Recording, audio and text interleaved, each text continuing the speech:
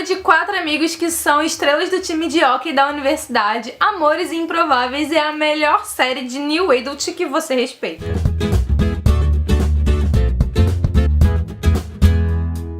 Hey gente, tudo bem com vocês? Eu sou a Adrê e hoje eu tô aqui pra falar sobre 4 livros maravilhosos, é sério. A série tá no meu coração como uma das melhores da vida e como eu acabei de terminar a leitura do último, eu não podia deixar de vir contar pra vocês o que eu achei dessa série tão maravilhosa. A série Amores Improváveis da Elle Kennedy foi publicada aqui no Brasil pela editora Paralela e cada um dos seus 4 livros vai narrar a história de um desses amigos. O Garrett, o Logan, o Dan e o Chuck, eles dividem uma casa perto do campus da Universidade de Brea. Então, apesar de cada livro ser narrado por um desses 4 amigos e seu respectivo par romântico, como eles moram todos na mesma casa, a gente sempre vai estar ali se encontrando com os personagens do livro anterior. E só isso pra mim já é um baita de um ponto pra autora, porque eu adoro saber o que acontece depois do fim da história do personagem. O primeiro livro vai falar do Garrett, o capitão do time e o meu garoto preferido dessa série. Aqui nós seremos apresentados a todos esses garotos maravilhosos e também vamos conhecer um pouco de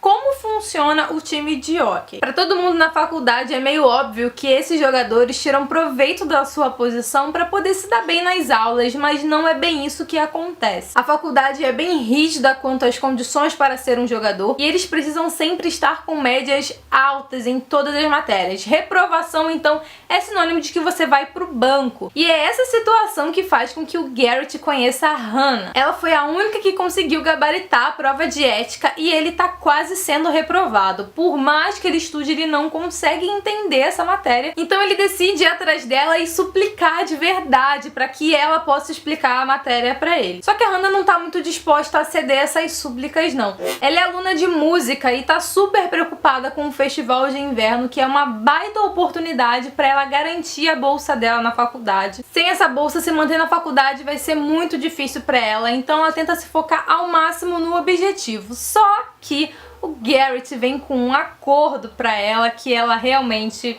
não tem como recusar. Desde o primeiro ano, a Hannah é afim de um carinha do time de futebol, mas que nunca deu muita bola pra ela. E quando o Garrett percebe isso, ele decide que vai fazer com que esse cara olhe pra ela e tenha interesse nela. Em troca, ela só precisa ajudá-lo a passar na matéria. Simples, né? Claro que não, porque nesse meio tempo eles vão ter tempo de se conhecer e aí vão ver o que eles achavam um do outro não condiz com a realidade. A Hannah é super sarcástica, a autora escreve muitíssimo bem, então a história te pega logo nos primeiros capítulos.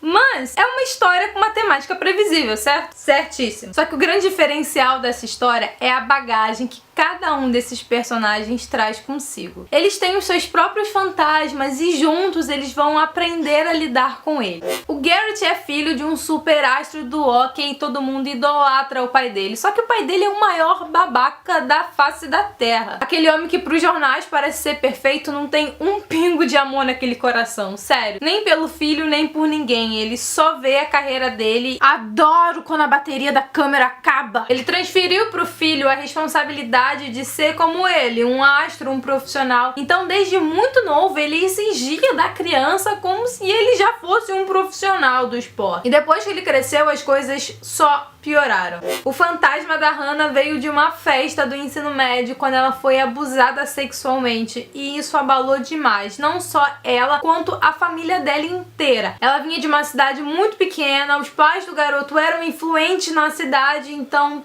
sim, tudo se voltou contra ela e contra a família dela. Só que ela lidava com isso muito bem, ela era muito bem resolvida na vida dela. Ela chegou a namorar depois disso, mas ela se sentia quebrada por dentro e o Garrett ajuda ela a superar isso, gente.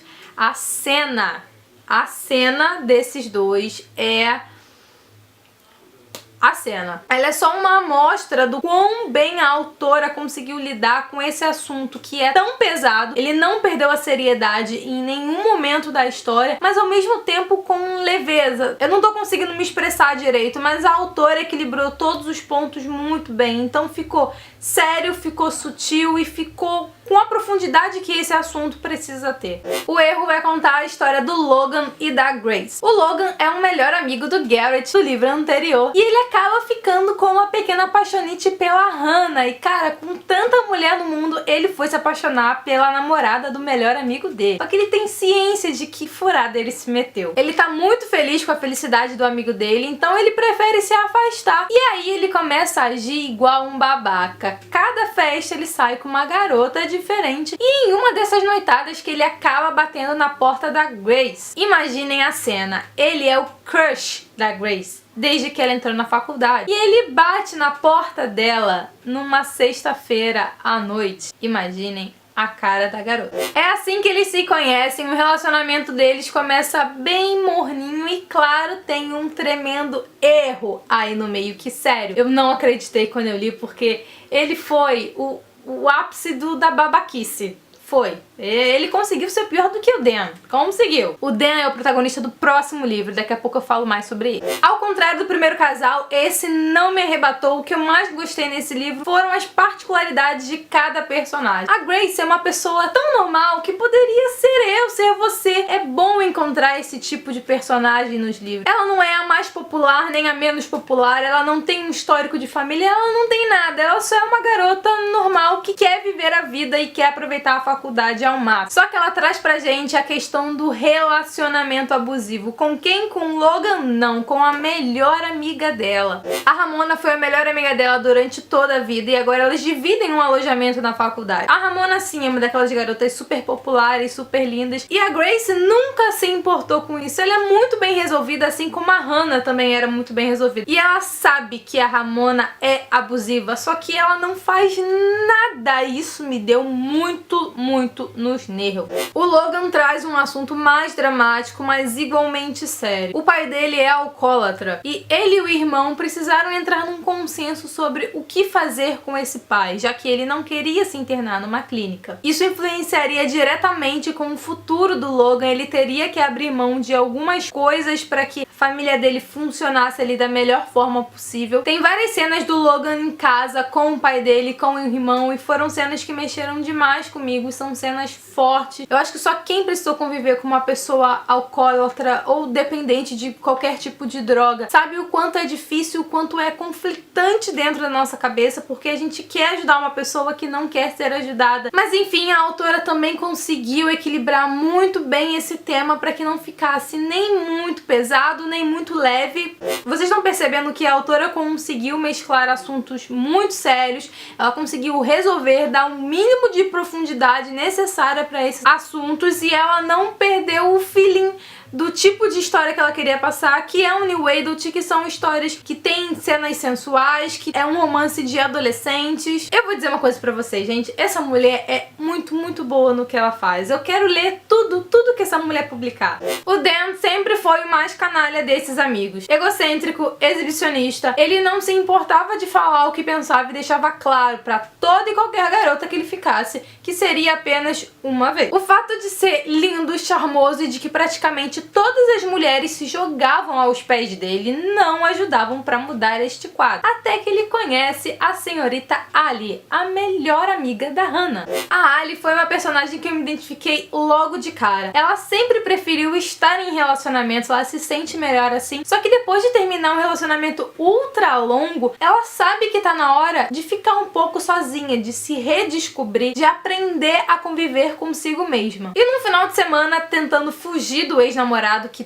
tá correndo atrás dela, ela decide ir pra casa do Garrett e dos meninos, afinal de contas todo mundo ia estar viajando e ela ia ter um pouquinho de paz. Só que não! O Dan estava lá e apesar de todo mundo falar pra ele se manter longe da Ali, os dois acabam bebendo e indo pra cama. Foi uma noite maravilhosa, mas depois que passa o efeito do álcool, a Ali põe a cabeça no lugar e decide se afastar dele, porque ela vai ser só mais uma na lista dele, ela sabe que não é o jeito dela de viver e tem aquela questão, né? Ela precisa aprender a viver sozinha. Só que enquanto ela tá lá achando que foi mais uma noite normal, pro Dan não foi. Alguma coisa vira na cabeça dele. Provavelmente o jeito como a Ali reage a ele, interage com ele, sem ter medo, falando exatamente o que quer, o que pensa. A questão é que ele não para de pensar nela e vai quebrar todas as suas próprias regras quando ele decide investir e correr atrás da garota. Quando eu fui apresentada ao Dan, eu tive minhas dúvidas se eu ia gostar ou não da história dele, porque ele é aquele riquinho mimado mesmo. O sobrenome dele abria todas as portas necessárias, ele nunca precisou se esforçar muito pra conseguir nada na vida. E pra ser sincero, eu continuava seguindo assim na faculdade, até porque tirar boas notas e jogar hóquei era o mínimo que ele tinha que fazer bem, né? Mas eu me surpreendi porque eu gostei muito e ele virou meu segundo personagem favorito. Se o livro dele fosse o primeiro da série ou fosse totalmente sozinho, não ia ter o mesmo impacto que teve, porque a gente já veio conhecendo ele e montando a personalidade dele na nossa cabeça, então a gente consegue entender. Não é algo que acontece do nada. Aliás, alguns segredos dele são revelados nesse livro.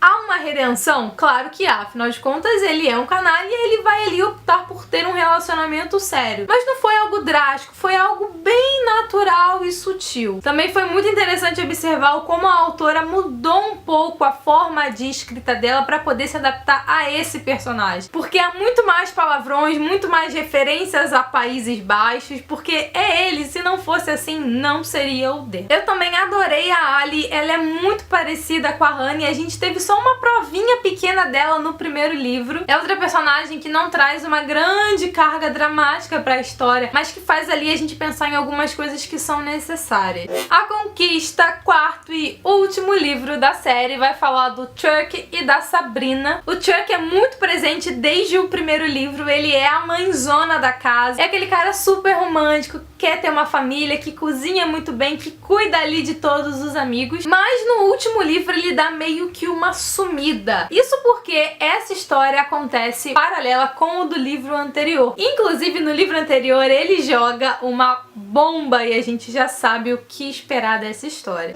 A Sabrina é uma personagem incrível. A gente conhece ela no livro anterior, mas ela é pintada como uma bruxa. Ela foi colega de turma do Dan e ela acabou flagrando ele se dando bem por estar saindo com a professora auxiliar. Então ela tem muito ódio desse garoto que conseguia tudo fácil, só com o nome dele, só por causa da posição dele no time de hóquei, enquanto ela tinha que se matar para estudar. A mãe dela abandonou ela quando criança, então ela foi criada pela avó e pelo padrasto, que é um homem que, nossa gente, é um homem nojento, asqueroso, que sério, por que ele ainda tava ali? Não sei. A avó dela, apesar de amá-la, também não demonstra esse amor da melhor forma possível. Então ela tem que aturar um inferno dentro de casa, mas ser sempre a melhor na faculdade. Aliás, ela quer estudar direito em Harvard, então ela precisa ser muito boa pra conseguir uma bolsa. E na vida dela não tem espaço pra homem, porque ela trabalha pra caramba, ela estuda pra caramba, ela tem que se concentrar no futuro dela, se ela quiser ser alguém, se ela quiser alcançar os objetivos dela. Mas aí ela conhece o Chuck, aquele garoto lá, todo na dele, com estilo meio romântico e tudo mais. Vai se envolver, vai se interessar pela garota que só gosta de encontros casuais, porque é só pra isso que ela tem tempo. Vai ficar só nisso? Claro que não. Eles tentam ali se manter afastados, mas eles acabam se envolvendo mesmo. Eles gostam de estar juntos um do outro, um não exige mais do que o outro pode oferecer. Até que a bomba, aquela que foi jogada no final do livro anterior, explode nesse livro, que é quando ela descobre que tá grávida. Ela está há poucos meses de começar o grande sonho da vida dela e como que ela vai seguir a vida dela. E o Chuck também tinha outros planos para a vida dele. Ele queria muito sim ter uma família grande com filhos, ter um lar, mas no momento ele só pensava em abrir o negócio dele e em talvez atender o pedido da mãe de voltar para a cidade natal, enfim. E aí como que os dois vão resolver essa situação? Afinal de contas, existe uma criança ali no meio que, né, virou o centro das atenções. Essa é a história mais fofa de toda a série. E é a que leva mais tempo pra acontecer por causa da gravidez. A gente precisa primeiro conhecer eles como casal, ter o desenvolvimento do relacionamento deles, pra depois chegar no ponto em que eles descobrem que a Sabrina tá grávida, para depois decidir o que eles vão fazer e sim, a criança chega a nascer no livro, então aí tem bastante água pra rolar. Eu senti o ritmo do livro lento, mas foi totalmente necessário. Se a autora tivesse corrido com a história, não teria tido um desfecho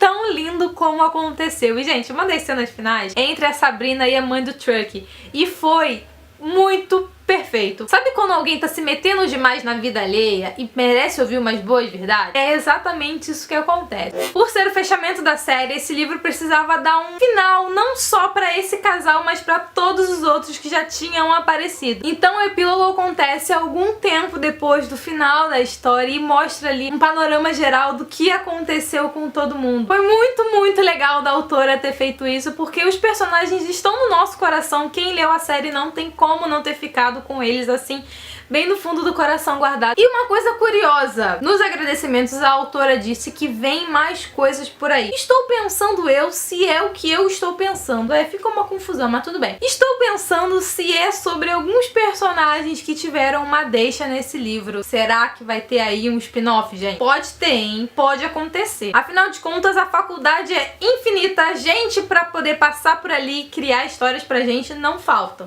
É isso, gente. A série Amores Improváveis é altamente recomendada pra todo mundo que gosta de New Adult. Ela tem uma mistura perfeita entre cenas sensuais, assuntos sérios, cenas engraçadas e tudo que há de melhor numa história. A autora tem uma escrita super viciante que faz com que você não queira largar o livro até que você chegue na última página. E quando você chega na última página, você quer correr pro livro seguinte, porque você quer mais e mais e mais. Se você ainda não conheceu essa história, eu espero do fundo do meu coração que você corra pra conhecer, porque vale muito a pena. Se você gostou desse vídeo, não deixe de dar o seu like aqui embaixo e se inscrever no canal caso você ainda não seja inscrito.